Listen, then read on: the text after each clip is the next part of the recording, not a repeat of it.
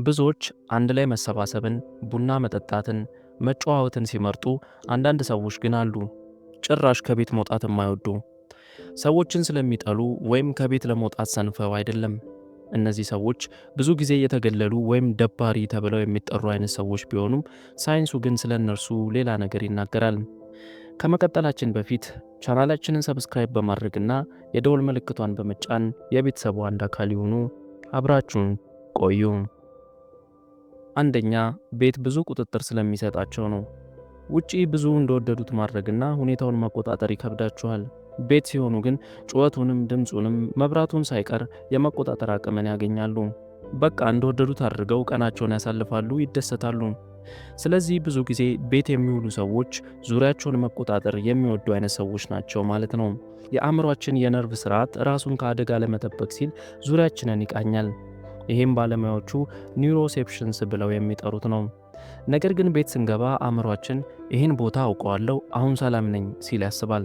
ይህም እንድንጨነቅ የሚያደርገን የኮርቲሶል ሆርሞን እንዳይመነጭ ያደርጋል። አእምሯችንም ለመኖር ከሚያደርገው ትግል ወጥቶ ራሱን ማደስ ውስጥ ይገባል ማለት ነው። ሁለተኛ፣ በቤታቸው ራሳቸውን መሆን ስለሚችሉ ነው። ውጪ እናስመስላለን፣ ለፈገግታ ያህል እንስቃለን፣ በቃ ውስጣችን ሌላ ውጫችን ሌላ ይሆናል። ነገር ግን ቤት ውስጥ ስንገባ ትክክለኛ ማንነታችን ይገለጣል። እንደዚህ አይነት ሰዎች ቤት መሆን የሚወዱት አንዱ ምክንያት ይሄው ነው። ራሳቸውን እንዳይሆኑ የሚገፋቸው ሆነ የሚጫናቸው ውጫዊ ኃይል አያገኛቸውም። ሳይኮሎጂስቶች ይህን አውተንቲክ ሰልፍ ሪስቶሬሽን ብለው ይጠሩታል። አእምሯችን በዙሪያችን ካለው ጋር መጨቃጨቁን ትቶ ራሱን ሆኖ ሲኖር ማለት ነው።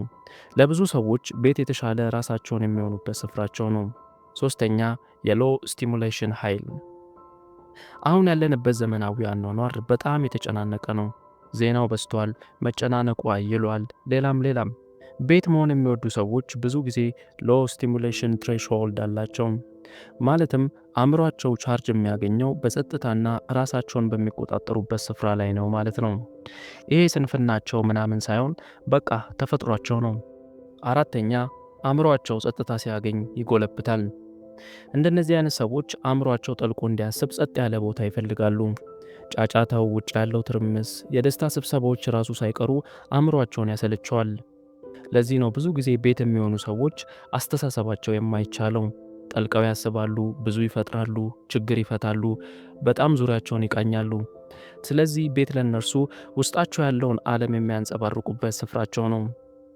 አምስተኛውና የመጨረሻው ሰዎችን መግፋታቸው ሳይሆን ሰላምን መፈለጋቸው ነው። እንደነዚህ አይነት ሰዎች ብዙ ጊዜ ሰዎችን የማይወዱ አድርገው ይታያሉ። ነገር ግን እውነታው ተቃራኒ ነው። እነርሱ አእምሯቸው ጤናማ የሚሆንበትን ቦታ ብቻ እየፈለጉ ነው። ከጫጫታ ይልቅ ዝምታ፣ ከትርምስ ይልቅ ሰላምን፣ ከታይታ ይልቅ ራሳቸውን መሆንን እየመረጡ ነው። ስለዚህ ቤት ሮጠው የሚያመልጡበት ስፍራቸው አይደለም፣ ነገር ግን ራሳቸውን የሚሆኑበት፣ መልሰው ሰላምን የሚያገኙበት ስፍራቸው እንጂ። ምናልባት ቤት መሆን የምትወድ አይነት ሰው ከሆንክ እንግዳ ነገር አይደለም፣ ወይም ከሰው የማትቀላቀል አይነት ሰው አይደለህም። ነገር ግን አእምሮ የሚፈልገውን ስፍራ ብቻ እየመረጥክ እንጂ። እስከዚህ ስለተከታተሉን ከልብ እናመሰግናለን። ቻናላችንን ሰብስክራይብ በማድረግ እንደዚህ አይነት ጠቃሚ እውቀቶችን ይገንቡ።